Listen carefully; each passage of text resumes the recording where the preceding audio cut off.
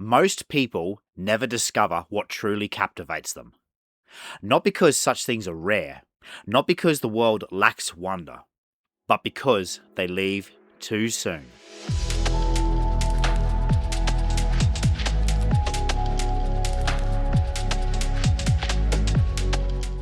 They arrive at the edge of a pursuit, look into its depths for a moment, and then turn back. Another hobby appears, another interest, another distraction, another shiny object promising excitement without commitment. Modern life offers us an endless buffet of beginnings. We can start almost anything. The problem is that very few people stay long enough to experience what comes after the beginning. And what comes after the beginning is where the good stuff lives. It is where fascination becomes devotion. It is where curiosity becomes mastery. It is where a pastime becomes a calling. There is a strange assumption in modern culture that meaning arrives fully formed. That one day you wake up, discover your purpose, and everything suddenly makes sense. I have never seen it happen that way. Meaning is rarely found. Meaning is built. It emerges from participation, from showing up, from remaining, from following a thread long enough to discover where it leads. The climber does not begin by dreaming of distant mountains. The climber begins by struggling up an easy route, fumbling with foot placements and wondering why anyone would voluntarily spend their weekend doing this. The musician begins by sounding terrible.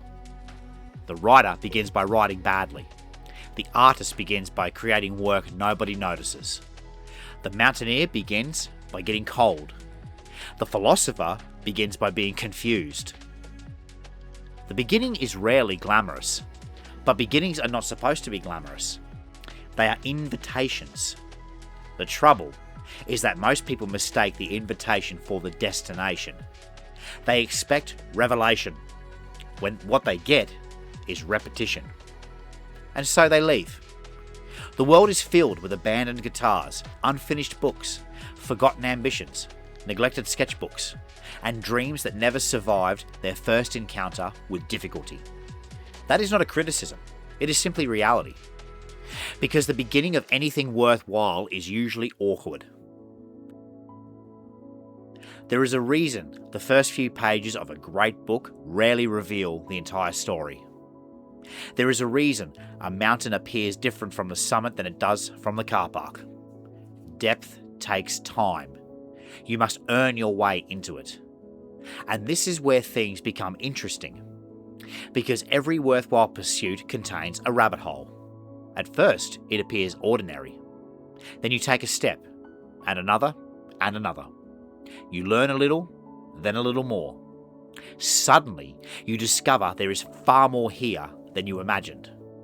The climber learns about movement, then technique, then training, then history, then famous ascents, then alpine climbing, then expedition climbing, then weather systems, then risk management, then rescue, then leadership, then the psychology of fear. The mountain grows larger with every step, not smaller. The deeper you go, the deeper it becomes. A strange thing happens when you enter one of these rabbit holes. You stop asking, how quickly can I master this? And begin asking, how deep does this go? That is the moment everything changes. That is the moment curiosity becomes fascination. Most people have experienced this at least once. Perhaps it was music. Perhaps it was history. Perhaps it was astronomy. Perhaps it was climbing. Perhaps it was philosophy. Perhaps it was something so obscure that nobody else around you understood the appeal. That doesn't matter. The subject is not important. The feeling is. You become captivated. Hours disappear, questions multiply. One answer leads to 3 more questions. A single path becomes a labyrinth. And instead of being discouraged, you become delighted. Because every new discovery reveals another doorway. There is something deeply human about this. Children understand it instinctively. Give a child something that genuinely fascinates them, and they will investigate it with relentless intensity. Adults often lose this ability, not because they become less curious, because they become distracted. We live in an age that celebrates novelty. The next thing, the next trend, the next opportunity, the next platform, the next shortcut, the next life hack. But meaningful pursuits rarely reveal themselves to people who are constantly moving on. Some mountains are worthy of a lifetime. The challenge is recognizing them when you encounter them. This is where I think many people misunderstand obsession. The word has acquired a negative reputation, and understandably so. There are forms of obsession that consume people in unhealthy ways. But there is another kind, a quieter kind, a creative kind, a life-giving kind. The obsession of the scientist who cannot stop asking questions. The obsession of the craftsman refining his work. The obsession of the climber studying routes long after everyone else has gone home. The obsession of the writer chasing a sentence.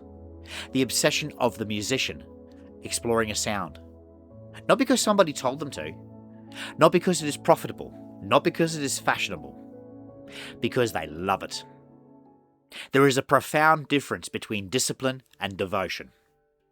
Discipline can get you started. Devotion keeps you there. Discipline says, I should. Devotion says, I want to. Discipline survives difficult days. Devotion survives difficult years. And if you are fortunate enough to find something that genuinely captivates you, you will eventually discover that the pursuit itself becomes the reward. This is one of the great secrets hidden in plain sight. Most people assume the reward is found at the end, the summit, the achievement, the recognition, the success. But those moments are brief. The summit is temporary. The medal gathers dust. The applause fades. The achievement becomes yesterday's news. What remains is the pursuit. What remains is the game. And if you do not love the game, the victories will never be enough. The climber who climbs only for summits will eventually become disappointed. The writer who writes only for recognition will eventually become discouraged. The musician who plays only for applause will eventually become frustrated. Because outcomes are unreliable. But the pursuit is always available. This is why some people seem to possess endless energy for certain things. It is not because they are more disciplined. It is because they are in love. They have discovered a mountain worthy of their devotion. They have found something capable of occupying their attention for decades. Perhaps even a lifetime. Joseph Campbell spoke about following your bliss. That phrase is often misunderstood. People imagine it means chasing comfort. It does not. Many worthwhile pursuits are uncomfortable. Many demand sacrifice. Many involve failure. Many require years of effort. The point is not that they are easy, right? The point is that they are worth it. The mountain calls, and despite the hardship, you keep returning. Not because somebody forces you, because something inside you recognizes the value of the climb. The philosopher Friedrich Nietzsche once observed that he who has a why can bear almost any how. I think there is truth in that. But I would add something. Sometimes the why is discovered through the doing. Sometimes you begin with curiosity, then fascination, then commitment, and then devotion.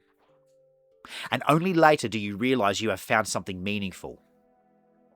The meaning emerges from participation, not contemplation alone.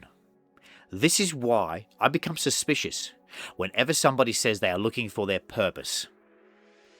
Often they are looking in the wrong place. Purpose is rarely found while standing still. It is usually found while moving, while exploring, while learning, while experimenting, while climbing. Purpose often hides inside fascination. The problem is that fascination rarely announces itself with trumpets and fireworks. It arrives quietly, a book you cannot stop thinking about, a subject that continually captures your attention, a skill you keep returning to, a question that refuses to leave you alone, a mountain that continues calling your name. The invitation is usually subtle. The response is what matters. Because there are pursuits that can occupy a season, there are pursuits that can occupy a decade, and there are a rare few that can occupy a lifetime. If you find one of them, go deeper. Learn all there is to know. Follow the thread. Follow the rabbit hole. Stay long enough to discover what lies beyond the surface. Stay long enough for curiosity to become fascination. Stay long enough for fascination to become devotion. Stay long enough to discover that the pursuit itself is the reward. The world does not need more distracted people skimming the surface of things. It needs people willing to descend into the depths. People willing to dedicate themselves to understanding. People willing to remain, because a life spent in pursuit of something you genuinely love is not a life poorly spent. Some mountains are worthy of a lifetime. Find one and learn all there is to know.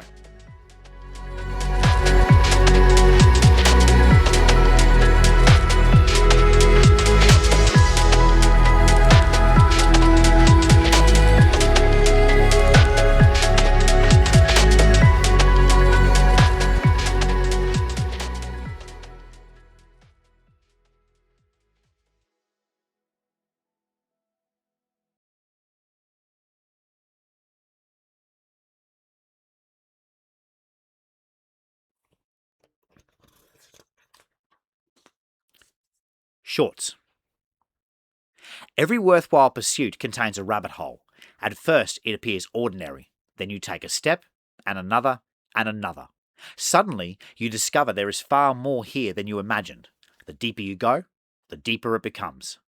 Most people leave here. A few continue. And that changes everything.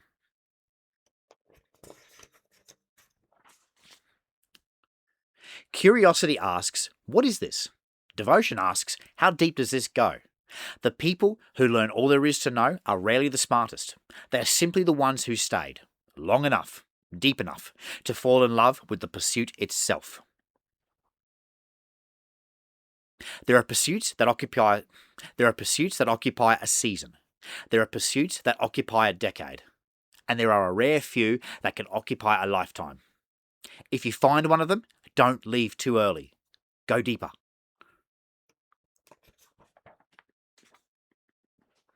Most people think the reward is at the end, the summit, the achievement, the applause. But those moments are brief. What remains is the pursuit. What remains is the game. And if you do not love the game, the victories will never be enough.